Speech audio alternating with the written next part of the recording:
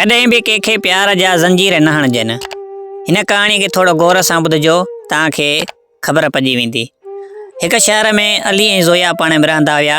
हिकु ॾियारे शाम जो बेंच ते वेही पंहिंजनि ख़्वाबनि ऐं प्यार जूं ॻाल्हियूं करे रहिया हुआ त इते ज़ोया हिन खां सुवालु कयो, छा तूं मुंहिंजे करे पंहिंजो सभु कुझु छॾे सघीं थो? आख़िर में पंहिंजा ख़्वाब ऐं सपना बि। अलीअ हिन खे जवाबु न ॾिनो। घर वञी सोचे हिन पंहिंजा ख़्वाब, पंहिंजा सभु कुझु नौकरियूं, शहर वञण जो इरादो कैंसल करे छॾियो। घर जा हालात एतिरा बिगड़ी विया जो अली मजबूर थी पियो। हालत में हिन खे छॾे ॾिनो, हिन सां मिलणु बंदि कयो। हिकु ॾियारे ज़ोया ऐं वरी अली मिलिया। अलीअ खे ज़ोया चवणु लॻी त तूं मटिजी वियो आहीं। त अलीअ मुस्कुराए हिन खे जवाबु न ॾिनो। बाद में इन बेंच ते हिकु पर्ची पई।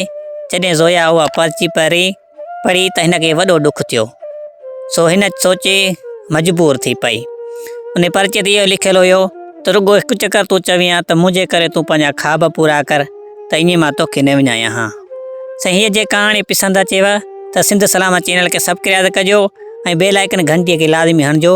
ऐं कंहिंखे बि मजबूर कंहिंखे प्यार में न कयो। हुनजी मर्ज़ी आहे तव्हां सां ॻाल्हाए, हुनजी मर्ज़ी आहे छा बि करे, पर मोहबत सिर्फ़ु हुनखे ॾींदा रहो पंहिंजे हिसाब सां। अस्सलाम वालेकुम, या अली मदद।